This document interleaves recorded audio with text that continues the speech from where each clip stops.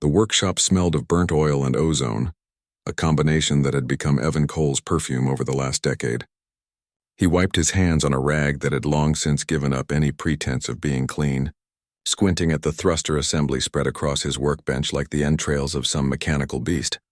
Outside, the jungle of Kepler 442b pressed against the settlement's perimeter shields, a wall of bioluminescent foliage that pulsed with alien life. Humanity had been on this world for 15 years now, carving out a fragile existence on the edge of known space.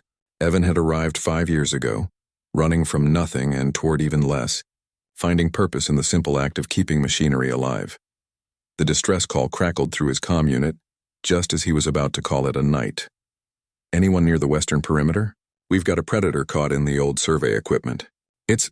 Christ, it's hurt bad. Evan shouldn't have gone. He was a mechanic, not a xenobiologist. But the settlement was small, and everyone wore multiple hats when necessary. He grabbed his toolkit, force of habit, and headed into the twilight jungle. He found the creature 30 minutes later, and his breath caught in his throat. The locals called them ghost cats, though the scientific designation was something longer and more pretentious. This one was albino, its fur the color of starlight, now matted with purple blood that looked black in the dimness. Its leg was caught in the twisted remains of a mining drone, the metal having collapsed during the creature's struggle. The bone jutted at an angle that made Evan's stomach turn. The ghost cat, he would later learn her name was Sura, though he didn't know the leopard analogs of Kepler 442b had names, watched him with eyes like molten gold. She should have been snarling, snapping, trying to kill him despite her injury. Instead, she simply watched, panting, waiting. Easy, Evan murmured, approaching slowly. I'm just going to get you out of there. He worked for an hour, using cutters and pry bars, his mechanic's hands steady despite the proximity to teeth that could crush his skull. Sura never moved, never struck, as if she understood that this strange, soft creature was trying to help. When the metal finally fell away, Evan saw the full extent of the damage. The leg was shattered, compound fracture, definitely infected. Even if she survived the night, she'd never hunt again. On Earth, a vet might save her.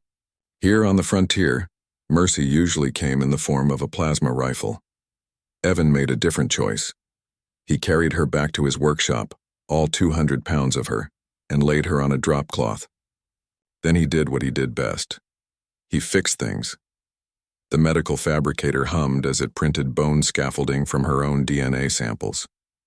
Evan worked through the night, setting the fracture with the same precision he used on engine mounts, sealing tissue with a surgical laser, pumping her full of broad-spectrum antibiotics that probably wouldn't work on alien biology, but might buy her time.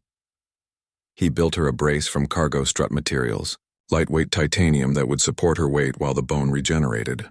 It was beautiful in its way. Functional art, engineering married to desperation. Sura slept for 3 days in his workshop. Evan slept beside her, one hand resting near her massive paw, ready to move if she woke violent. She never did. When she finally rose, testing the brace with cautious steps, she looked at him with those impossible eyes. Then she limped to the door, waited for him to open it, and vanished into the jungle without looking back. Evan told himself that was enough. He'd saved a life. That meant something, even out here at the edge of everything. 3 years passed, the settlement grew. Evan's reputation grew with it. The mechanic who could fix anything, they said. The man with steady hands and steadier nerves. He was working on a malfunctioning atmospheric processor when the attack came. The raiders were human, the worst kind of predator. Deserters from the colonial marines gone feral and desperate. They hit the settlement at dawn, when the shields were cycling through maintenance mode, killing the security chief in the first volley. Evan ran toward the workshop, thinking of the plasma welder, the tools he could weaponize. He didn't make it. The raider caught him in the street, rifle trained on his chest, finger tightening on the trigger. Evan saw his death in the man's eyes, certain and final. Then the jungle exploded. Sura hit the raider like a white avalanche, 300 pounds of apex predator, moving with lethal grace. She'd grown in 3 years, filled out, become what she was always meant to be, and on her hind leg, still gleaming after all this time, was the titanium brace Evan had built. She didn't kill the raider, not immediately.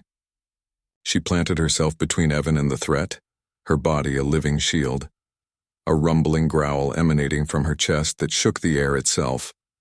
Other shapes emerged from the jungle behind her. More ghost cats, a dozen or more, drawn by her call. The raiders broke and ran, and the cats let them go, content to have driven them off. Sura turned to Evan, and in her golden eyes, he saw recognition, gratitude, something deeper that humans had no word for but understood nonetheless. She touched her nose to his hand, the same hand that had mended her years ago, then let her pride back into the bioluminescent shadows. Evan stood alone in the street, his heart hammering alive when he should have been dead. He looked at his hands, these ordinary hands that fixed broken things, and realized that sometimes fixing things meant more than mechanics and metal. Sometimes it meant building bridges between species, between worlds, between the lonely and the lost. That night, Evan sat in his workshop and smiled. Humanity had come to Kepler 442b expecting to conquer, to tame, to reshape the universe in their image. But maybe, just maybe, they'd come here to learn a different lesson. That kindness was its own technology. That mercy was its own strength. And that sometimes the aliens weren't the monsters. Sometimes they were the ones who remembered.